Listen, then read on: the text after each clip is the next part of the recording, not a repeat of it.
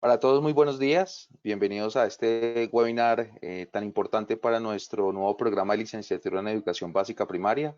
El día de hoy vamos a contar con unos invitados especiales, el profesor Guillermo Hernández, como invitado panelista de la Facultad de Ciencias de Educación de la Universidad de La Salle, y la profesora Dora Nelly Fajardo, que también nos estará acompañando en este evento académico, esta discusión, y para que ustedes puedan conocer tendencias y especialmente que puedan conocer un poco más allá del programa de licenciatura en Educación Básica Primaria.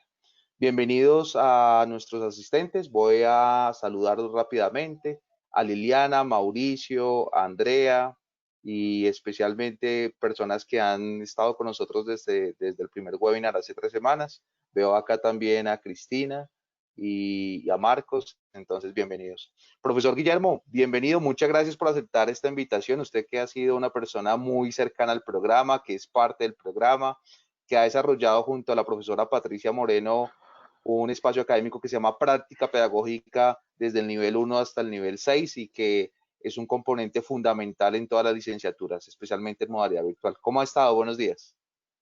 Buenos días, profesor Alejandro. Muchas gracias por la invitación. He estado muy bien dentro de lo normal de la pandemia, pero muy bien y le doy bien la bienvenida a los participantes y un saludo muy especial a la profesora Dora Nelly. Bueno, qué bien, profesor Guillermo, de verdad, muchas gracias y bueno, esto es un espacio para nosotros muy especial. Profesora Doranelli, muy buenos días. Qué alegría Buenos contar días. con usted. ¿Cómo ha Gracias, estado? Alejandro. Muy bien, gracias, Alejandro. Guillermo, buenos días. Muchas gracias por estar ahí Buenos días. favoreciendo toda la educación. Qué bueno. Gracias, Eh, profe Dora Nelly. voy a coger esa expresión, favoreciendo toda la educación, exactamente, porque vemos que todavía tenemos muchos retos y realidades acá en nuestro país y también a nivel latinoamericano y mundial. Y también este es un espacio que podamos conversar y dialogar con nuestros asistentes y que conozcan más allá cuál es ese impacto y visión que tiene nuestro programa de licenciatura en educación básica primaria. Entonces, Ok. iniciemos el día de hoy. Me gustaría iniciar con una pequeña pregunta, ¿sí? Acerca de cuál sería esa política pública en educación inicial, educación básica, educación secundaria. eh, eh, ¿Cuál sería esa política pública ideal de acuerdo a nuestro contexto colombiano? Me gustaría como que iniciemos por medio de esta reflexión el día de hoy para nuestro webinar y me gustaría contar con sus aportes, opiniones o reflexiones. Entonces, iniciemos, profesora Nelly, a partir de esta pregunta que yo les estoy mencionando y abriendo nuestro webinar. Muchísimas gracias. Muy buenos días a todos las personas que nos están escuchando. Yo creo que la política pública en este momento para la educación sería el fortalecimiento de la pedagogía, la didáctica y el acompañamiento continuo a los docentes que están muy interesados con vocación y amor por la educación y sobre todo por la formación de los niños, las niñas y los jóvenes de Colombia. Qué bueno. Muchas gracias, profesora Doranelli. Profesor Guillermo, desde su experiencia, conocimiento y que ha tenido la oportunidad de trabajar no solamente en el aula con bastantes años de experiencia, sino también en campo, ¿cuál es esa visión o qué cree que haría falta para consolidar una política pública que verdaderamente responda a las necesidades de nuestro contexto colombiano? Sí, yo considero, digamos, desde la misma práctica, es como lo vamos a mencionar ahora más adelante, es que el diseño de las estrategias Ujú. a partir de una observación reflexiva de los contextos educativos.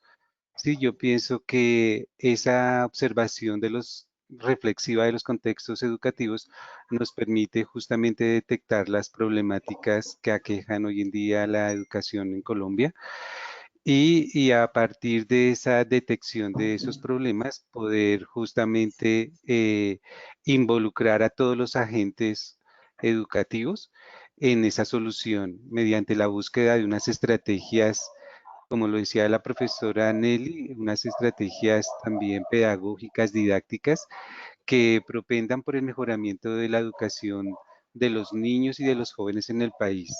Sí, porque Ujú. nosotros sabemos que los niños son la base de la sociedad y en ellos y en los jóvenes, digamos, es la importancia que debe asumir la educación actual. Bueno, profesor Guillermo, muchísimas gracias.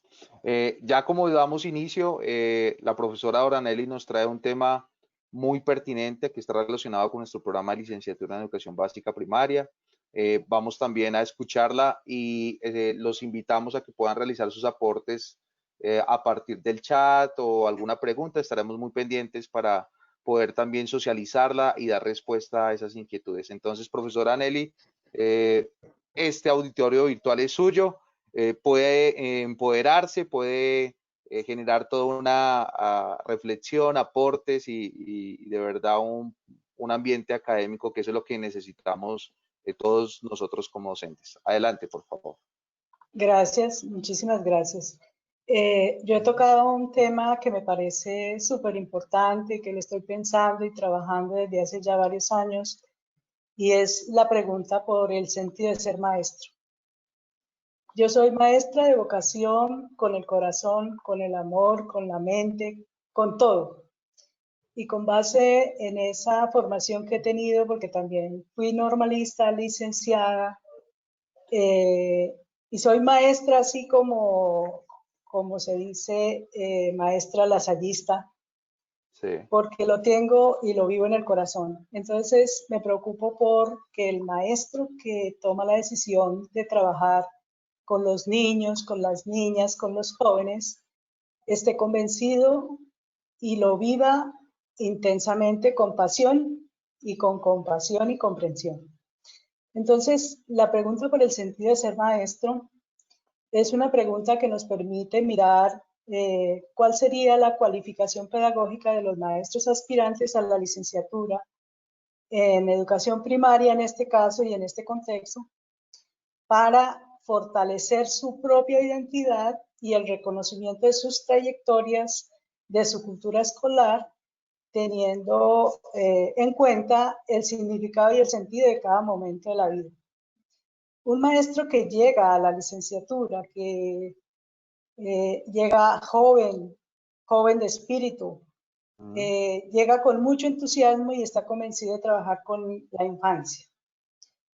La infancia o los niños, donde se estructura la personalidad del niño, donde el maestro ocupa un lugar vital, estructurante de su pensamiento, de su identidad, de su reconocimiento. Entonces yo tengo tres categorías que la podemos ver ahí en la pantalla, que independientemente del currículo y de las materias que podamos articular, una característica importante del sentido de ser maestro es que el maestro se reconozca, tenga reconocimiento de sí, para que pueda reconocer al otro.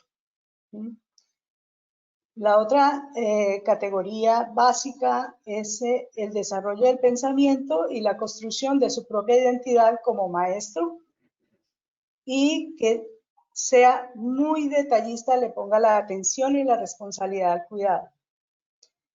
Y lo otro es esa gran habilidad que debe crear. Inicialmente estaba diciendo el profesor Guillermo que las estrategias didácticas son muy importantes.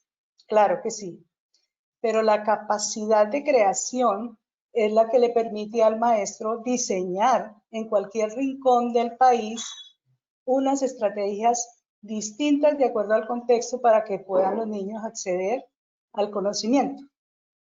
Pero el instrumento fundamental es esa relación de amor, de ternura que yo tenga con los niños, porque con amor se puede lograr que el niño le encante las matemáticas, se enamore del lenguaje, se enamore de la ciencia y el conocimiento. Entonces, el maestro cobra sentido en la medida que comprenda que debe dirigirse al otro con una palabra tierna, con una palabra de amor, y además que tenga claro todo su desarrollo de pensamiento y su conocimiento en sus saberes pedagógicos, didácticos y sus saberes cotidianos, para que pueda identificar esos elementos estructurantes del maestro. Eso por un lado, que aprenda también su disciplina y los saberes, tenga contextos de los lineamientos curriculares, que a veces los lineamientos curriculares son solamente una ruta donde cada maestro debe co-crear esa ruta, porque uno no puede saber que los lineamientos curriculares que se trabajan en el centro del país se puedan desarrollar de la misma manera en los rincones de la escuela rural. Una cosa es la escuela rural donde no hay recursos, pero hay mucha creación. No hay recursos, digamos, en recursos de redes, de internet. Muy difícil llegar con los libros, pero si el maestro tiene una gran capacidad de creación, él puede con los recursos naturales inventar muchas estrategias para que pueda llegar al conocimiento e interactuar con los niños. Profesora Doranelli, una pregunta.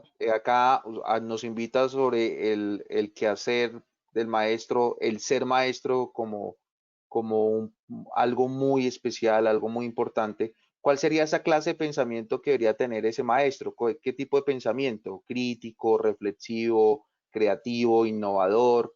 Claro. Dentro de su experiencia y conocimiento, ¿qué nos invitaría a ese maestro? ¿Qué clase de pensamiento debería desarrollar?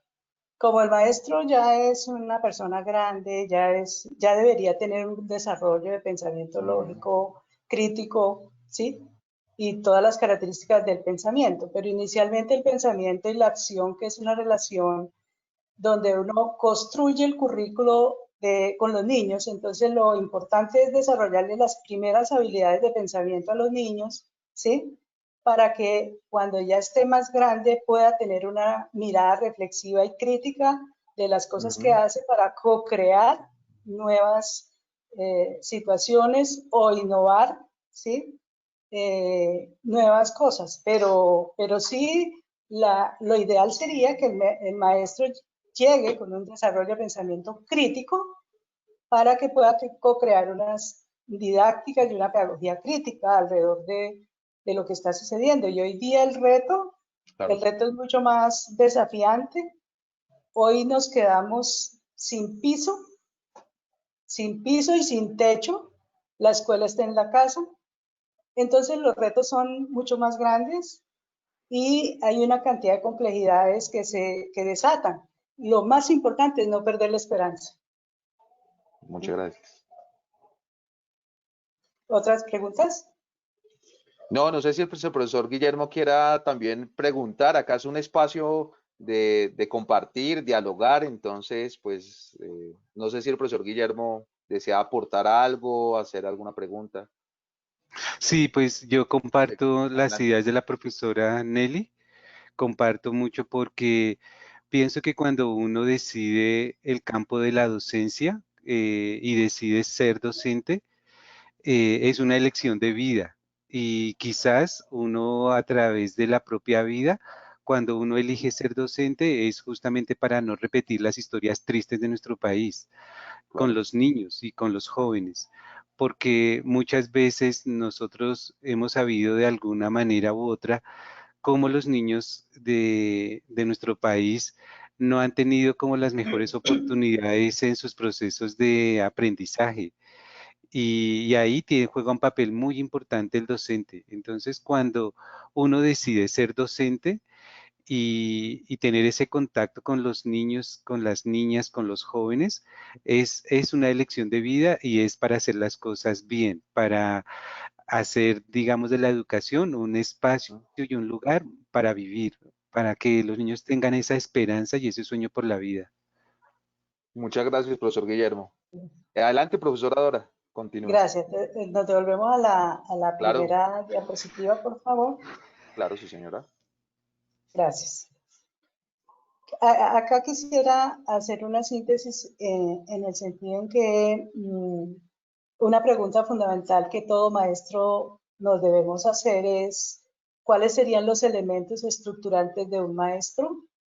Estoy hablando del maestro sujeto que está en la licenciatura o aspira a ser licenciado y que debe poner atención e identificarse como reconocimiento de él como su gran persona, que tenga una estima bastante elevada para poder intercambiar con el otro. Si el maestro se reconoce desde su propia autobiografía, empieza a reconocerse en sus emociones y sus sentimientos, él puede comprender a los niños y puede empezar a hacer una serie de rastreos para registrar el desarrollo de los niños. Por ejemplo, el niño llega a los 4 años a la escuela y él llega con determinadas características. Tiene unos comportamientos, tiene unas emociones, tiene unos sentimientos. Y además también tiene unos desarrollos en el pensamiento. Si el maestro empieza a registrarle, dirían ustedes, es mucho trabajo, mucha tarea, pero si el maestro empieza a registrarle y comparte con sus papás a llevar su propio cuaderno de autobiografía del niño, y el maestro lleva su propia autobiografía de cómo va avanzando en manera de espiral en su crecimiento, porque es que el maestro crece en la medida en que se relaciona con los niños. Uno aprende muchísimo con los niños. Y hoy día más, porque los niños se desarrollan mucho más rápido, tienen un chip de emociones rápidas, entonces el maestro tiene que ponerse a tono con eso. Entonces, le registro, te llevan un cuaderno. Cuando yo estaba en la escuela normal, porque yo fui la rectora de la normal, llevábamos un cuaderno, que era un cuaderno viajero, donde el papá registraba lo que diariamente encontraba de evento en sus hijos, lo registraba y volvía a mandar el cuaderno a la casa. Y ese cuaderno se rotaba con todos los niños. Esa es una manera de escritura. ¿Para qué? Para que los niños se van reconociendo a sí mismos y se reconozcan los papás y les ayuden a crecer en este desarrollo de la personalidad, pero también en el desarrollo de sus actitudes y aptitudes. Es potenciar el desarrollo del pensamiento en ese momento. Él va adquiriendo su propia identidad. Entonces, la otra categoría importante como un elemento estructurante del ser maestro es el reconocimiento de su propia identidad. Entonces el maestro dice, bueno, ¿yo por qué decidí ser maestro? ¿Qué sentido tiene ser maestro? Y si él ya llega a la licenciatura es porque él está convencido de que va a ser maestro con todo el amor que le va a poner a su carrera y sobre todo a los niños que va a tener allí en el aula de clase. Claro. Y no solamente el maestro es ahí en el aula de clase, el maestro es maestro, los papás es maestro, sus compañeros, es un gran referente. El maestro se constituye en un gran referente. Decían antiguamente los abuelos, el maestro es un ejemplo. Sí, efectivamente el maestro es un referente para los niños. No hay ninguna otra persona que valga más que el maestro para un niño. Vale más la palabra de un maestro para un niño que la del mismo papá y la de la mamá. Entonces, ahí en ese sentido el maestro tiene que ponerle mucha atención a su sentido de la responsabilidad en la relación con los niños. Con una palabra un maestro puede sacar adelante al niño o dañarlo para siempre, y no se dio cuenta el maestro. Por eso tiene que estar muy atento a ese detalle para no ir a dejar una marca vital que dañe al niño. Hay que dejar marcas vitales, pero buenas para estructurar su personalidad, ¿sí? Entonces, ese maestro que llega con ese cariño, con ese amor, ya si le da ese amor y ese cariño, las matemáticas, el lenguaje, todas las ciencias y disciplinas que pueda tener, él las va a recibir con todo el cariño y todo el amor. ¿Por qué? Porque le llegó, fue con amor y ternura. Y hay otra gran característica del maestro y es que él es un creador por naturaleza. El maestro se desafía cada día. Una cosa es lo que uno prepara de actividades didácticas y otra cosa es lo que se tiene que enfrentar en la realidad con los niños. De pronto un niño llegó un día, le pasó alguna situación muy difícil de maltrato y llegó y el niño todo el tiempo estuvo llorando y el maestro no se dio cuenta. Ese detalle de no darse cuenta o de no ponerle cuidado, puede enterrar más al niño, o mejor, con una palabra tierna, el niño puede desahogarse y estar ahí en ese espacio para que él esté completamente feliz y pueda salir adelante de esa situación difícil que tuvo que vivir.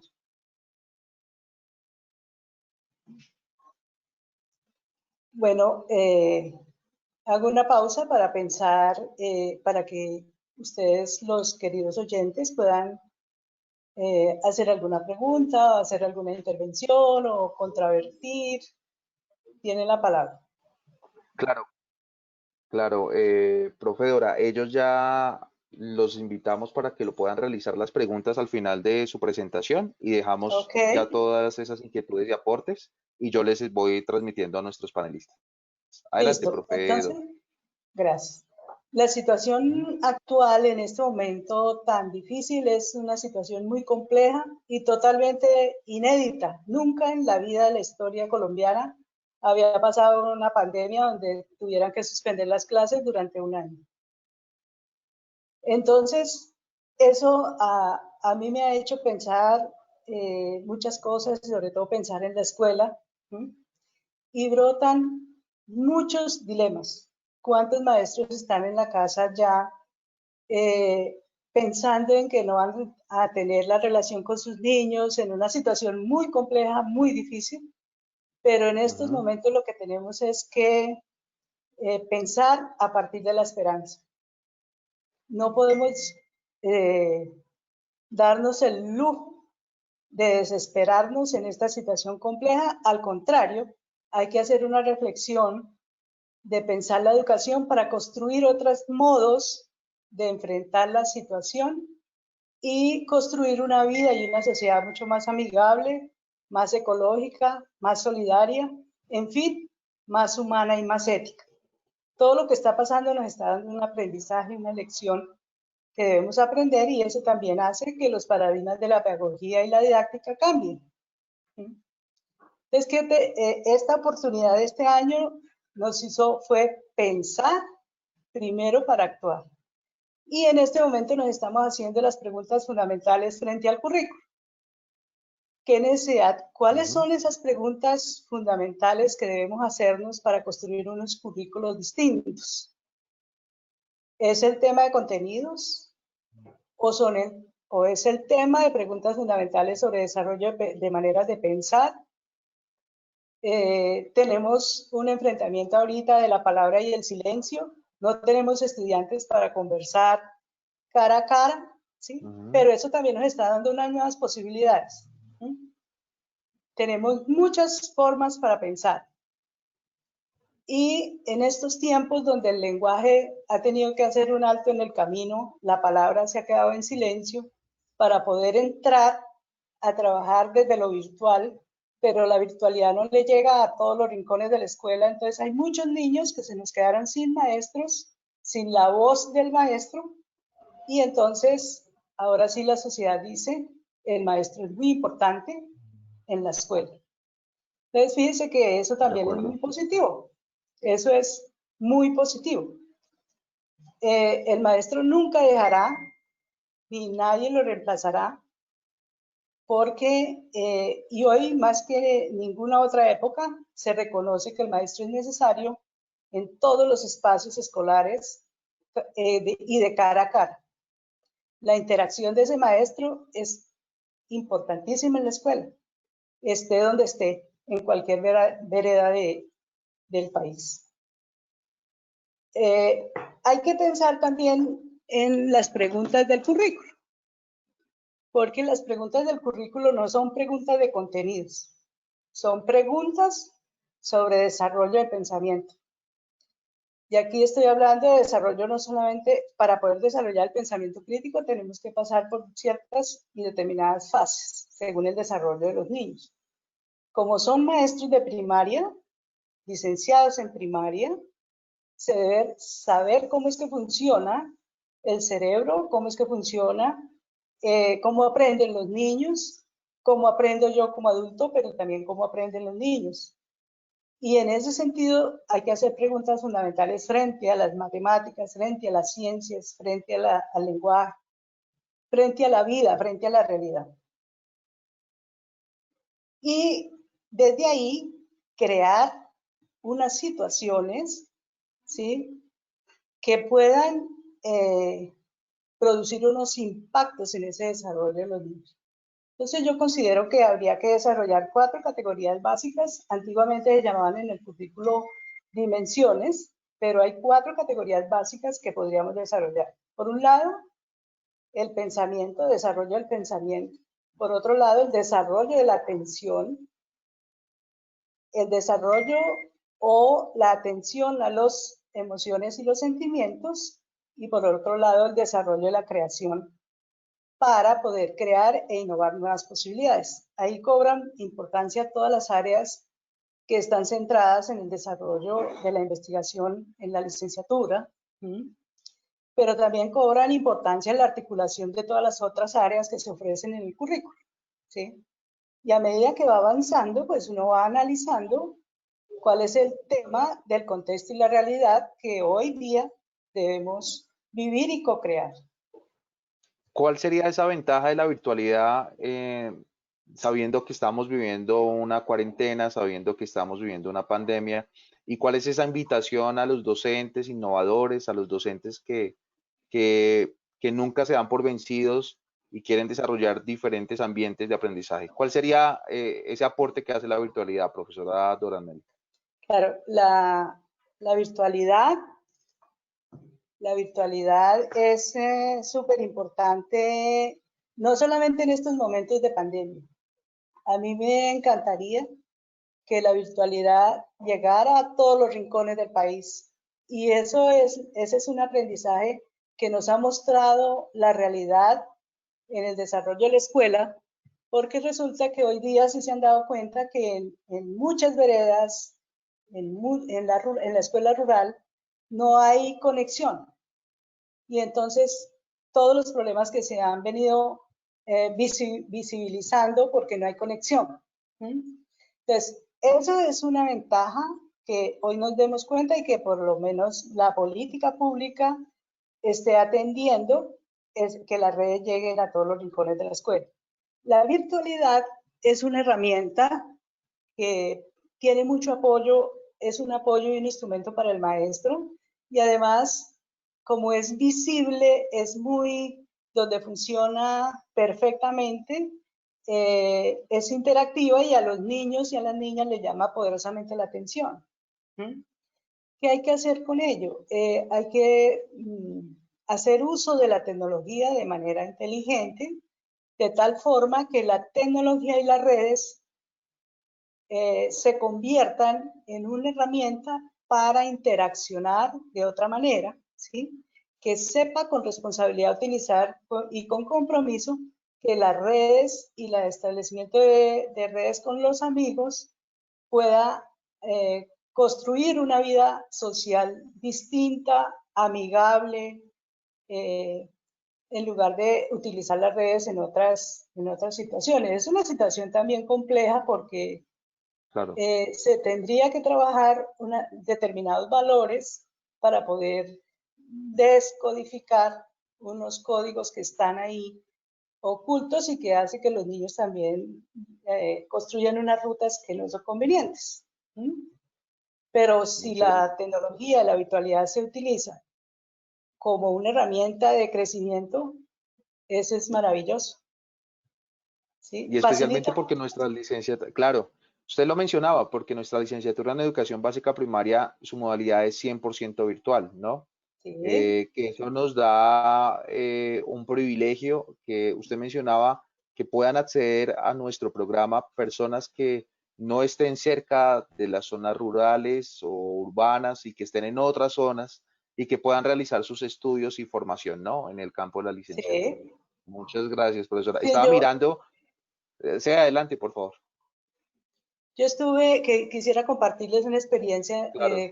Yo soy académico de evaluación de escuelas normales en el país y estuve en la ruta o en el recorrido del año pasado y antepasado en esa evaluación.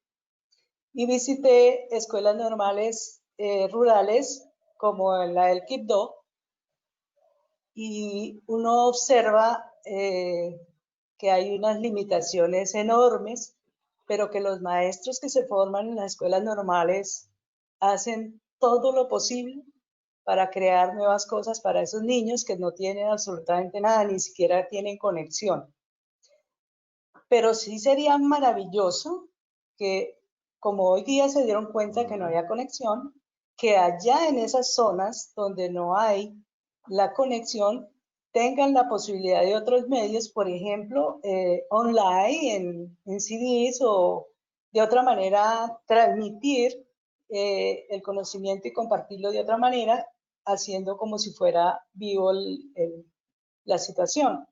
Pero sí es muy interesante que se pueda conectar y llegar hasta los más rincones esta licenciatura, porque me parece esencial, porque es estructurante, es la atención de los niños y las niñas, que en últimas, si uno centra la atención en el desarrollo de los niños y las niñas, en 20 años el pensamiento de las personas va a ser diferente, ¿sí?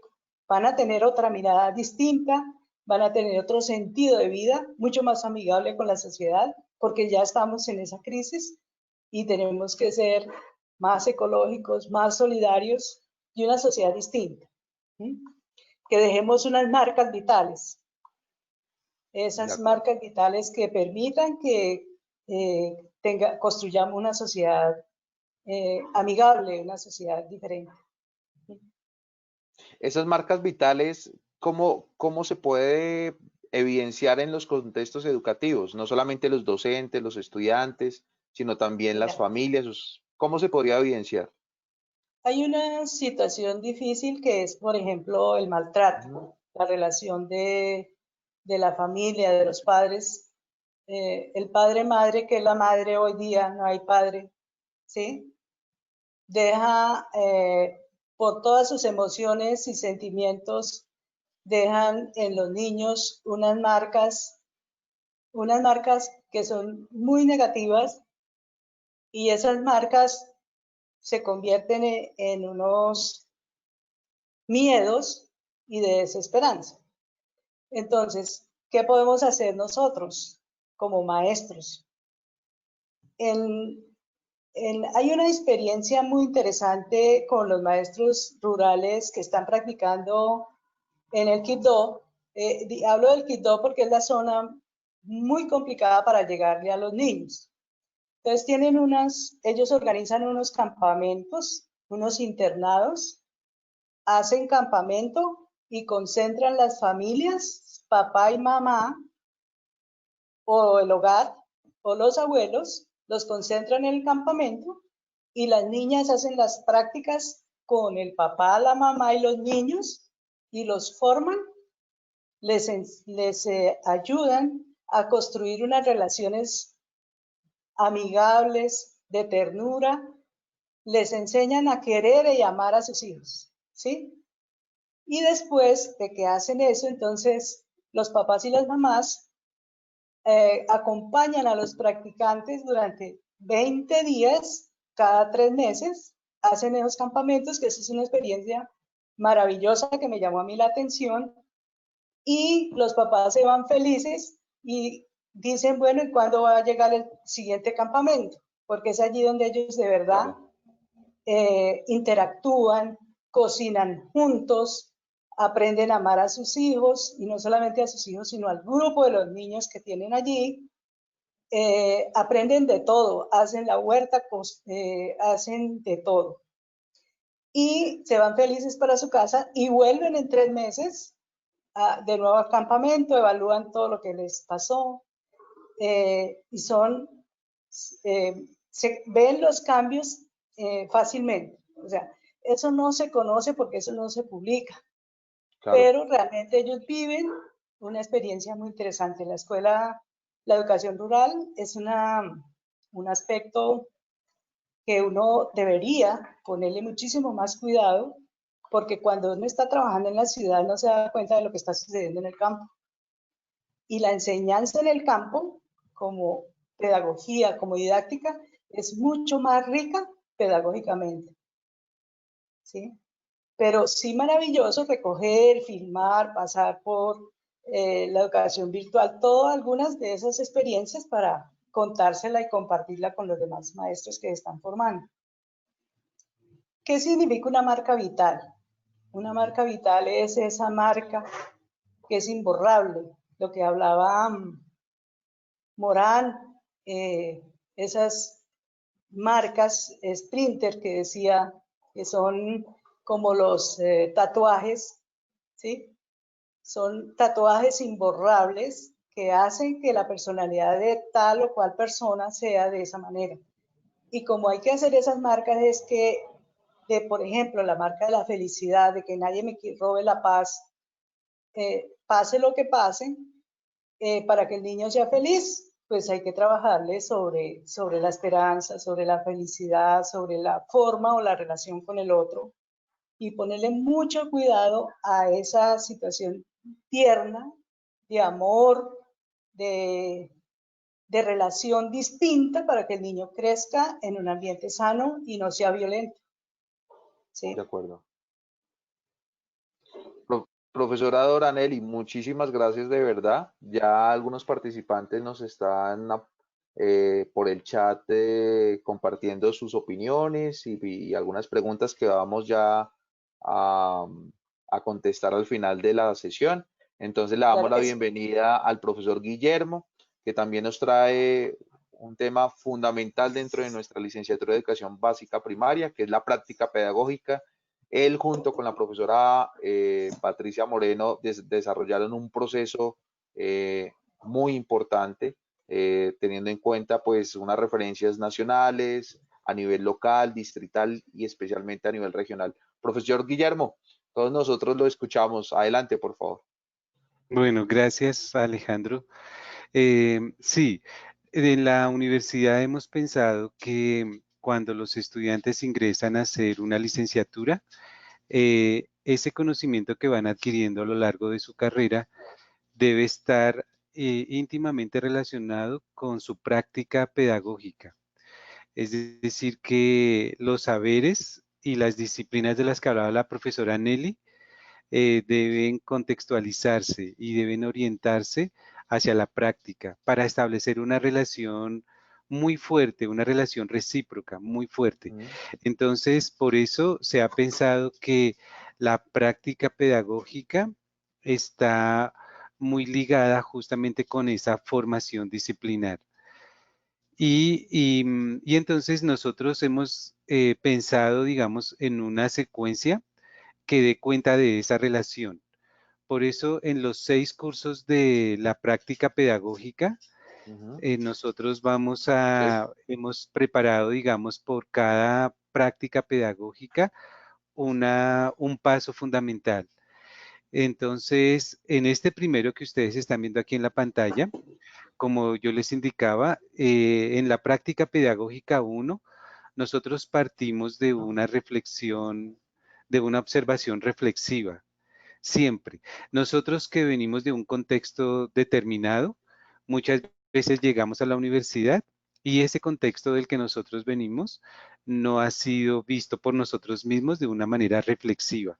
Entonces uno al entrar a la universidad lo que hacemos es como tomar una distancia y observar esos diferentes contextos educativos, pero desde una mirada crítica, reflexiva. Y a partir de esa observación poder justamente detectar unos problemas. Esos problemas que nosotros vemos desde la universidad, desde nuestra formación, que aquejan hoy en día la educación. Y establecemos también a partir de esa observación ese contacto con todos los actores educativos, ¿sí? O sea, con los padres, con los docentes, digamos, titulares, y con todo el medio en el cual se inserta o está involucrada la escuela, ese contexto. Entonces hay muchas variedades, hay problemas que se presentan en esos contextos y eso nos permite a nosotros en una primera instancia, desde la práctica pedagógica 1, desarrollar mucho ese sentido de la observación, Sí, porque muchas veces esos contextos pasan inadvertidos. Entonces, esta práctica 1 tiene por objeto es como decirnos a nosotros, venga, miremos estos contextos y observémoslos de una manera reflexiva. Una vez que nosotros hayamos superado, digamos, esta primera etapa, pasamos a la siguiente, que es Claro. la práctica pedagógica 2.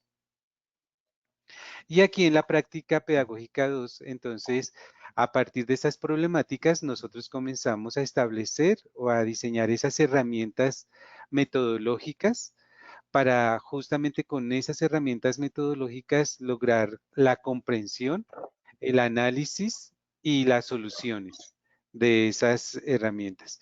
Y entonces esas problemáticas nos están, digamos, orientando hacia a unas problemáticas, digamos, de carácter formativas, educativas, pedagógicas y didácticas. Es decir, que hay esta gran variedad de problemáticas, pero todo esto, digamos, se da en la práctica 2 para una búsqueda de soluciones innovadoras. Entonces ya uno Ujú, identificando esas problemáticas, pensamos en nuestras herramientas metodológicas para buscar unas soluciones. Y luego en la práctica pedagógica 3,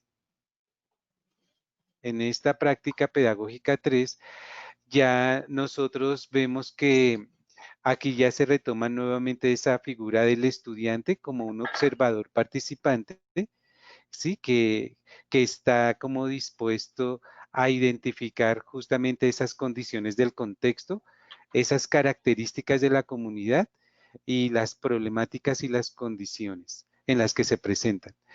Entonces aquí en la práctica pedagógica 3 vamos ujú, a ver como esas implicaciones del acto de educar. Y aquí en la práctica pedagógica 3 sucede algo fundamental que es la selección de una problemática para intervenir. Entonces, nosotros como participantes, como observadores participantes, cuando lleguemos a práctica pedagógica 3, vamos a seleccionar una de esas problemáticas las que nos llame la atención, ¿no? La que sea de nuestro interés particular, personal, académico, ujú. pedagógico. Entonces ahí vamos a seleccionar una problemática. Y entonces pensamos ya en una posible intervención. Y aquí es donde nosotros en práctica pedagógica 3 vamos a formular y a desarrollar una propuesta de investigación educativa. Entonces ya estos 3 primeros semestres nos permiten, digamos, observar de manera crítica, crear unas herramientas y aquí seleccionar una problemática y formular una propuesta de investigación educativa en este semestre. Luego, a partir del cuarto semestre, aquí, entonces vamos a comenzar a hacer una planeación de la propuesta de investigación educativa. Aquí es donde ya nos centramos en esa planeación.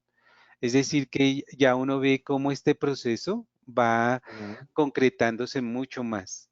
Entonces aquí cuando lleguemos a práctica pedagógica 4, vamos a empezar a planear la propuesta de investigación, vamos a definir una situación problema, vamos a llevar a cabo un trabajo de campo, es decir,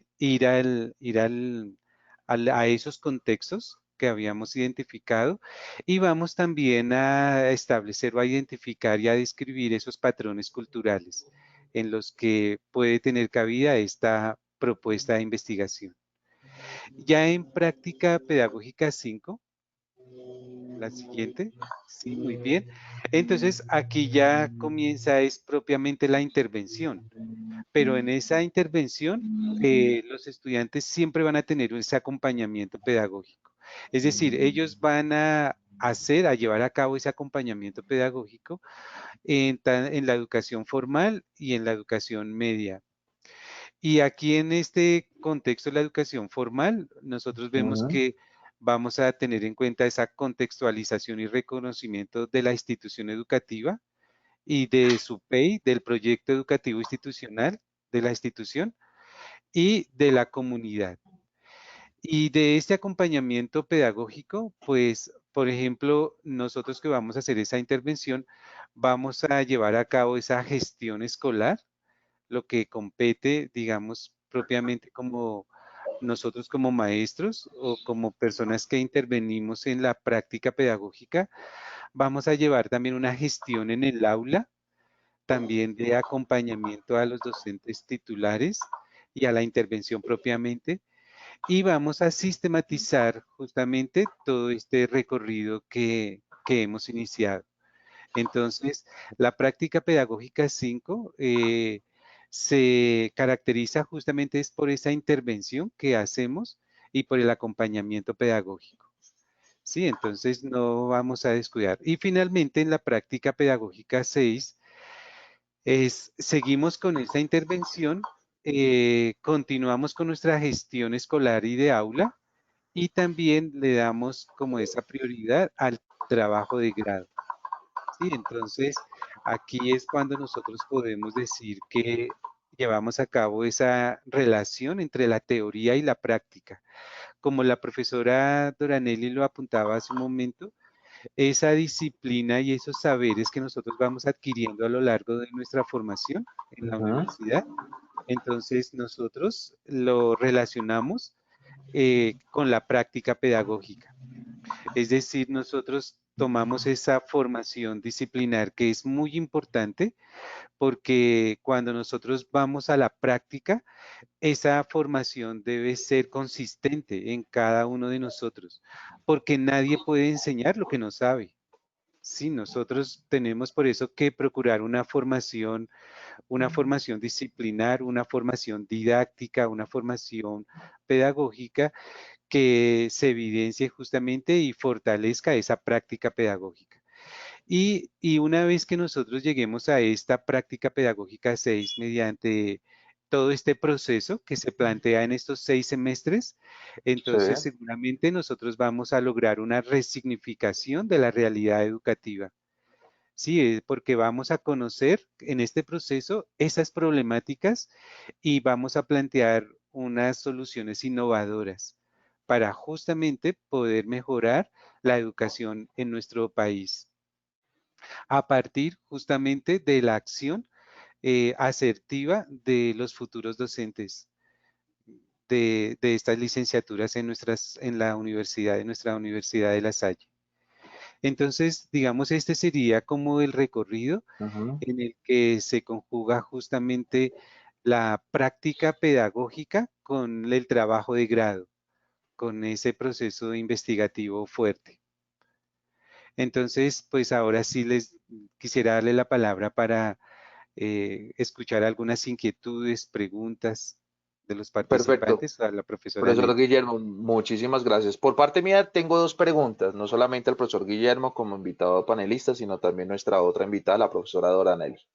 El profesor Guillermo hablaba sobre el trabajo de campo, el acompañamiento pedagógico. ¿Por qué estos dos elementos son tan importantes en el espacio académico de práctica pedagógica? Esa sería una primera pregunta.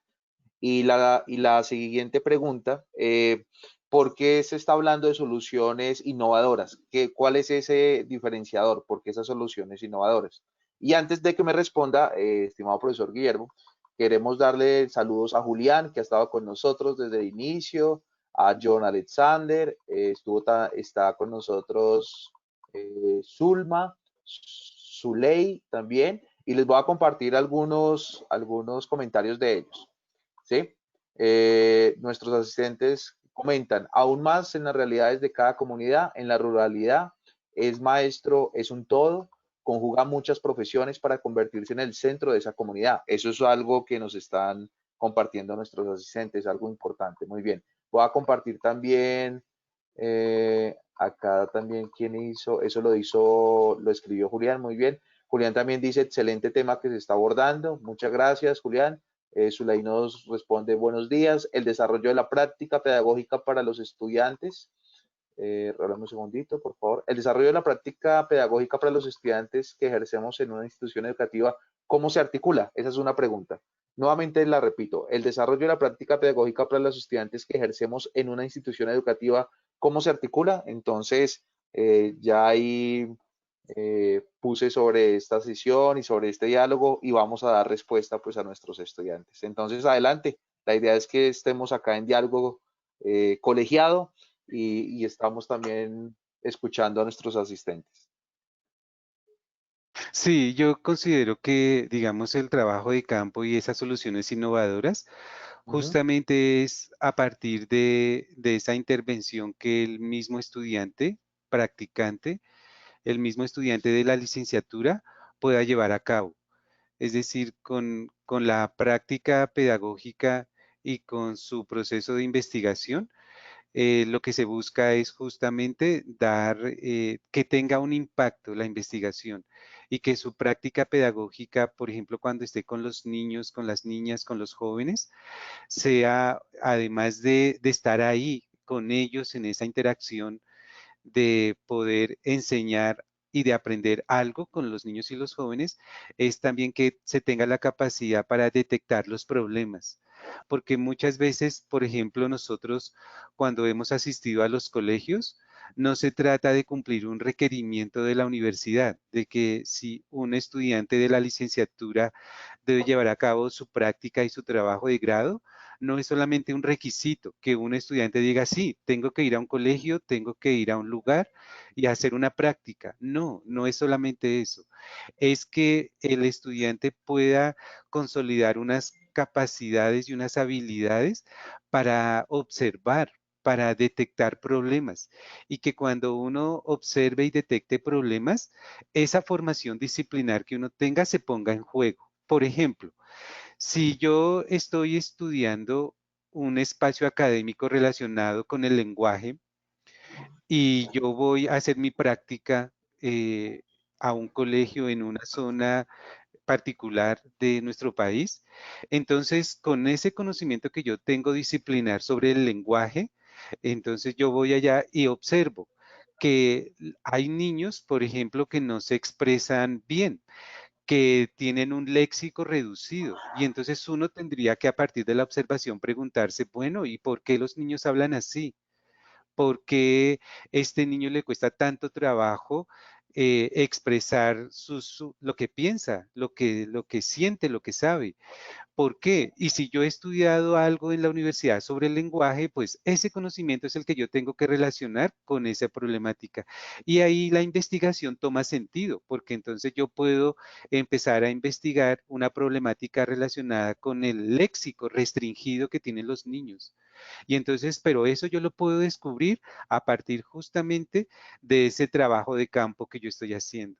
O sea, yo tengo que con todo esto que la universidad me puede ofrecer a mí en estos espacios de la práctica pedagógica, poder desarrollar esas habilidades de ser un observador así muy crítico, pero también tener la habilidad de relacionar mi conocimiento con esas problemáticas para poder hacer unas intervenciones que realmente contribuyan a mejorar esa situación de los niños y de las niñas, de la educación en general.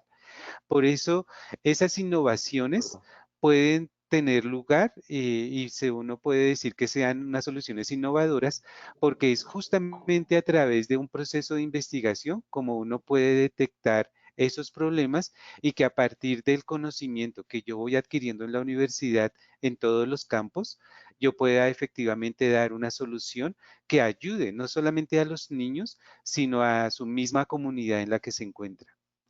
Por eso la universidad tiene esa, digamos, esa política de que la Ujú. universidad es una universidad que aprende, es porque es una universidad que investiga. Y en esta formulación que nosotros le presentamos ahora es justamente esa relación, ¿sí? De la investigación con la práctica pedagógica, en ese sentido. Gracias, profesor Guillermo. Profesora Bueno. Doranelli, un participante nos comenta la ruralidad, el ser maestro rural es todo. ¿Por qué, por qué es tan importante? Porque sabemos que es fundamental, además que nuestro proyecto educativo, nuestra Universidad Comunidad Lasallista, tiene un proyecto social, tiene una misión, como le decía el profesor Guillermo, de servir, educar a esa comunidad y hacer una transformación social, pero una transformación social real, ¿sí? Porque es un todo el ser maestro rural. El maestro rural, pues, en la escuela rural se trabaja un modelo que es el modelo de la escuela activa y y se ha confundido el maestro, la escuela activa con el modelo de multigrado. Entonces, la escuela activa tiene una filosofía bastante abarcadora, pero se ha reducido el concepto a multigrado. Entonces, un maestro de primaria tiene varios grados, o sea, tiene primero, segundo, tercero, cuarto y quinto, y es un solo maestro para todos los niños que hay allí. Puede ser que tenga 2 niños de cada grado, y al maestro se convierte en el centro. Además, el maestro rural vive en la escuela, atiende a los niños. A los maestros rurales les toca atender las comidas calientes, entonces él tiene que hacer acuerdos o convenios con las mamás, con las familias, para que ellos le colaboren en ofrecer, cocinar, digamos, en preparar los alimentos. O sea, es por eso que el maestro rural que vive allá en la escuela tiene una experiencia completamente diferente, entonces se enseña a cocinar, a hacer formación de la personalidad, también tiene que trabajar el conocimiento, entonces tiene que ser súper recursivo. Todos estos elementos que le ofrece la práctica pedagógica desde el primer semestre hasta la práctica pedagógica 6, como estructura del currículo de la universidad, le va a aportar elementos de saber para que él pueda cualificar su proceso de ser maestro, su saber específico. Si el maestro afronta o enfrenta distintas situaciones, no solamente del conocimiento, sino del desarrollo de comportamientos y actitudes, y también satisfacer las necesidades vitales como lo es la comida, el alimento.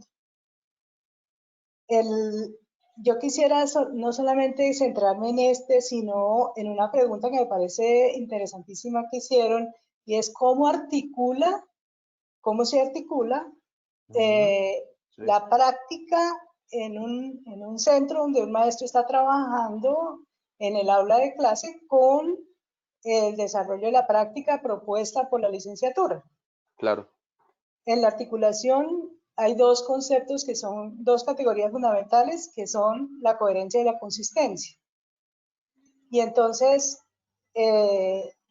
va muy bien que a partir de lo que yo estoy haciendo en el aula de clase, en mi trabajo, cada uno de los elementos conceptuales que me proporciona la licenciatura pueda ir leyendo la realidad de lo que yo hago.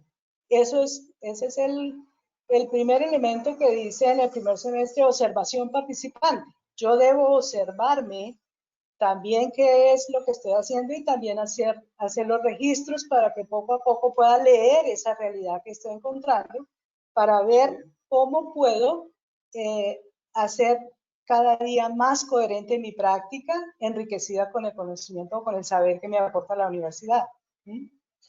Eso es una unidad, digamos que es una unidad dialéctica entre lo que yo estoy aprendiendo con lo que estoy haciendo en el aula de clase, en mi colegio o en mi escuela. Profesora Dora, muchísimas gracias. Recordarles a nuestros asistentes que puedan realizar el proceso de inscripción. Tenemos inscripciones abiertas hasta el 21 de julio. Más o menos todavía tenemos 4 semanas que puedan realizar la inscripción. Recuerden que pueden ingresar al sitio de la web de la universidad. Facultad de Educación, pueden encontrar la licenciatura en Educación Básica Primaria, otras licenciaturas como lo son licenciatura de Ciencias Naturales y Educación Ambiental, que lo tuvimos ayer. La próxima semana vamos a tener el webinar de la licenciatura en Literatura y Lengua Castellana, y de nuestras maestrías para algunos colegas o compañeros o amigos que sean de nuestros asistentes y que los puedan invitar a conocer la oferta educativa de nuestros programas. Me gustaría, para cerrar ya la sesión, un mensaje muy especial, muy corto de parte del profesor Guillermo, de parte de la profesora Doranelli Fajardo, para ya cerrar nuestra sesión, que ha sido excelente, ha sido muy interesante. Tuvimos la participación del chat por medio de preguntas y aportes de nuestros asistentes. Y de antemano, mil gracias a ustedes por aceptar esta invitación. Gracias a ustedes que son parte del programa. Y bueno, De verdad que ha sido una jornada y un espacio de reflexión académica y de generar también ese pensamiento crítico y creativo para nuestros asistentes y para nuestros futuros estudiantes. Entonces, profesor Guillermo, de verdad, muchas gracias. Lo escuchamos. Muchas gracias, Alejandro. Pues yo quiero darles un saludo especial a los participantes de esta Sí, actividad y decirles que cuando uno elige ser docente, está eligiendo una forma de vida. Y cuando uno decide una profesión como la nuestra, es porque justamente está eligiendo una manera de mejorar la vida, no solamente la de uno, sino la de los niños y de las niñas. Y que uno puede reflexionar también de su propia experiencia. Por ejemplo, a mí me gustaría mucho dejarles a ustedes la pregunta de cuál fue la experiencia, o cuál fue su experiencia con los profesores que tuvieron en la primaria. ¿Los recuerdan con cariño? qué Quieren bien. a veces no recordar a estos profesores, pero si ustedes eligen ser docentes, ¿cómo quieren ser recordados ustedes? ¿Y qué piensan hacer ahora en este siglo XXI, ustedes como maestros, en cuanto a la educación de las nuevas generaciones? Entonces los quiero dejar con esa inquietud. Muchas gracias, profesor Guillermo. También me voy a hacer el ejercicio. Voy a aceptar esa invitación y yo también voy a pensar en mis Sí, profesores de primaria. Muchas gracias. Profesora sí, Doranelli.